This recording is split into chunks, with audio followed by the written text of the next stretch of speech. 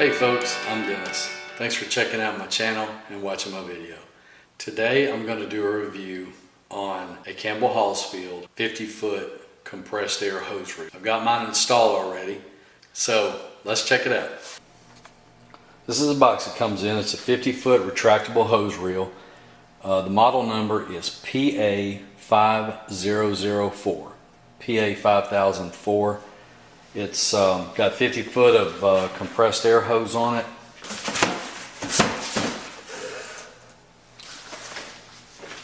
My box busted. 300 psi working pressure. It's got a bend restrictor on the hose end, which is nice. It's also got a stop, an adjustable stop. And the mounting bracket, it allows you to swivel it. So you don't have to necessarily mount it at an exact 90 degrees off the surface you're mounting it from. You can swivel it up to 170 degrees, it says. This hose reel is 18 pounds. The 50 foot of hose that comes on it is 3/8 PVC hose. It measures 16 by 18 by 9 wide. If you're using it as a portable hose reel, it's got a handle right here on the top. It's got a flat area on the bottom to set it down, and then this would be the vertical face where the hose comes out, so it would actually be turned this way. If you mount it on a wall, or if you use it as a portable, mount it on the ceiling like this, the bracket mounts onto the ceiling, and then you turn it 90 degrees this way so that your exit hose comes out from the bottom, what would then become the bottom. The handle becomes of no use really once it's hung up, but I will say this: if you're going to fix mount it while you're mounting it either to the ceiling or the wall, the handle comes in handy because it gives you a place to hold on to it without it being too awkward. Comes with a 1-year warranty from the manufacturer, which is nice. It runs about, depending on where you buy it, it runs anywhere from about $50 to about $70. So if you watch for it to go on sale, you can pick it up for $50 plus a little bit, maybe $55. It's not so bad. If you're looking for something to use in your home garage or your home shop, this may be just a ticket for you because of the price.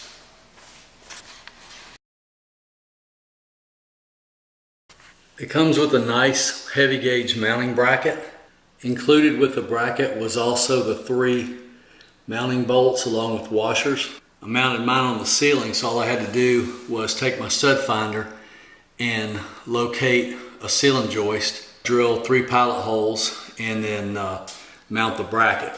It's got about, I didn't measure it, but it's got about 2.5 feet of hose of line coming out of the inlet side.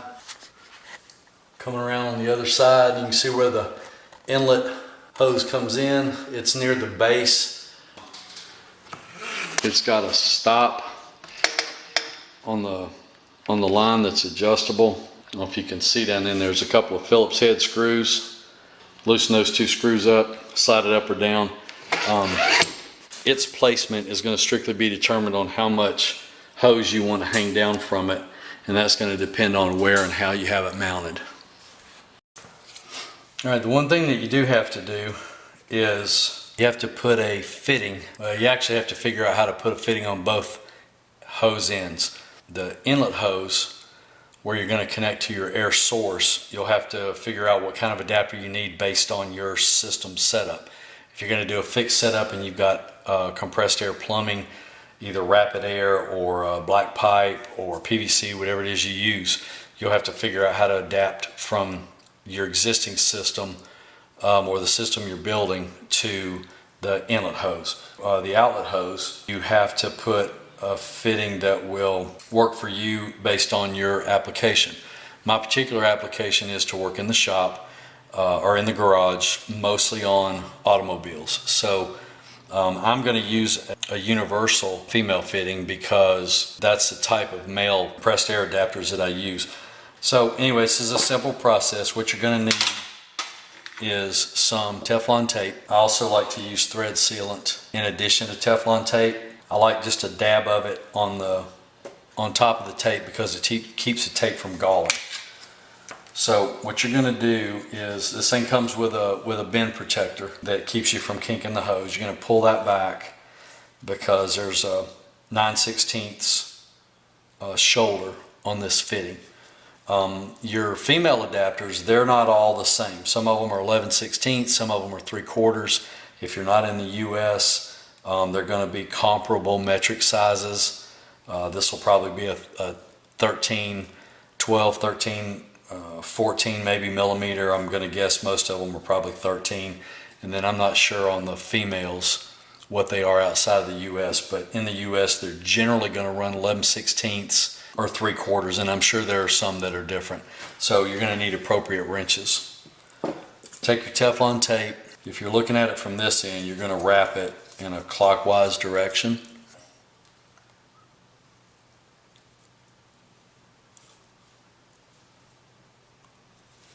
And you want it to be snug, but you don't have to like pull it so tight that it's going to break, you know.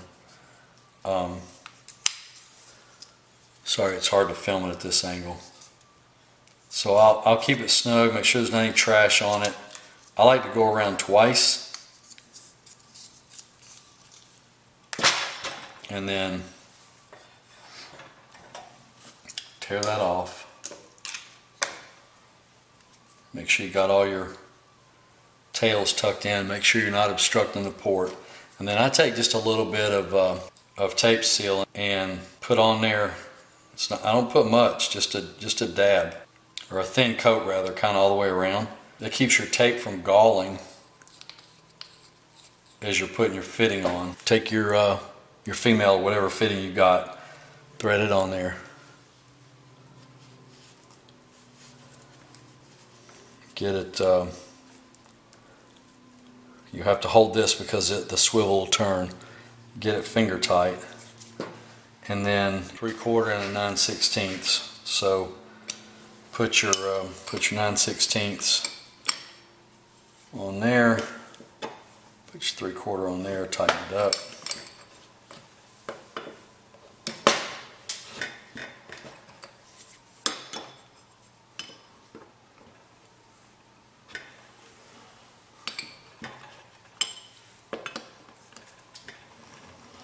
You don't have to crank down on these. I'll probably get mine to where I'm putting, I don't know, I've never put a torque wrench on it, but maybe 20 or 30 pounds of force on my wrench, something like that. Probably no more than that. With 2 wraps of tape and a little bit of tape sealing on there, you don't have to, you usually don't end up going all the way up to the shoulder. I would get concerned if I thread it all the way up to the shoulder here, because I would think that maybe I didn't have enough tape on there. So usually that's where I end up, is with 2, maybe 3 threads visible on the male portion, and then you're ready to go. Put compressed air on it, check it, make sure you don't have any leaks. Make sure you push your bend restrictor up onto the shoulder of this fitting, and that should be all you have to do, other than of course attach it to your source. So let's pull out all the hose now and see how much we got.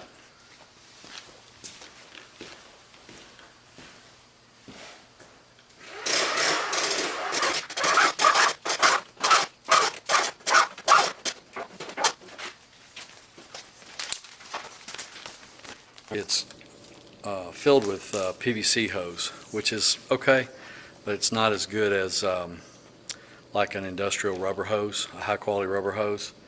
But it's for my use anyway, for a home garage, no more than I'm going to use it, it's fine. It doesn't spool out as well as an industrial hose reel. It's got 2 guide pins, rods, on the exit portion of the reel. If you've ever looked at like an industrial hose reel, it's got a 4-way roller. There's a hole, a guide hole that the hose goes through, and there'll be 4 rollers, 1 on each side, and that lets the hose pay out properly no matter what angle you pull it. This one's got 2 guide rods that the hose runs through, so if you get it into a real tight angle, it doesn't feed out quite as well. as an industrial roller. But again, for my purposes and for a home shop, it's fine. I don't have any issues with that. But if you want something that performs like an industrial hose reel, you might be a little disappointed. So I'm going to pull this hose out and I'm going to measure and see exactly how much hose we've got. Tape measure. Okay, on mine, from the very end to the mouth of the hose reel, I got 49 feet. So there's probably another foot wrapped around the reel. So anyway, I got 49 usable feet. Now let's see how it retracts.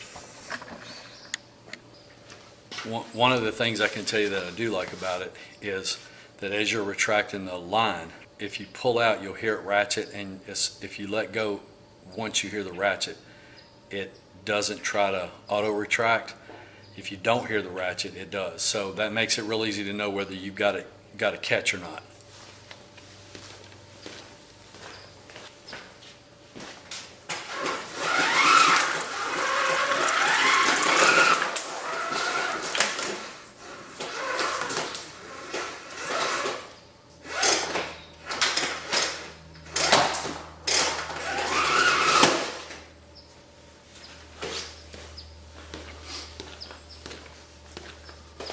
Okay, so one of the things I just noticed with mine is if you try to retract all 50 feet at one time, you probably need to guide the hose just a little bit, because what it had done was it wound up most of mine right in the middle. It oscillated itself a little bit, but the last 2 or 3 wraps that went right near the middle, and so I had one loose wrap, which prevented the last 5 feet or so or 4 feet from retracting properly. So I had to pull that wrap out, and then it retracted just fine. So now 9 times out of 10, I'm not going to have all 50 feet out because I'm only working in a 22-foot garage. Now that may bother somebody else. If you want the performance of an industrial hose reel, you probably want to spend more money and get one of those. But if you're just looking for a homeowner grade, home shop, home garage type hose reel, this is pretty good. Anyway, that's it. If you got any questions or comments, please leave them below. I'll do my best to address them and to answer any questions you've got. I really appreciate you watching my video, and I appreciate you checking out my channel. I hope you subscribe. If you would, throw me a like on my video. It sure helps me out. And I hope to see you back soon for another video. Thanks for watching.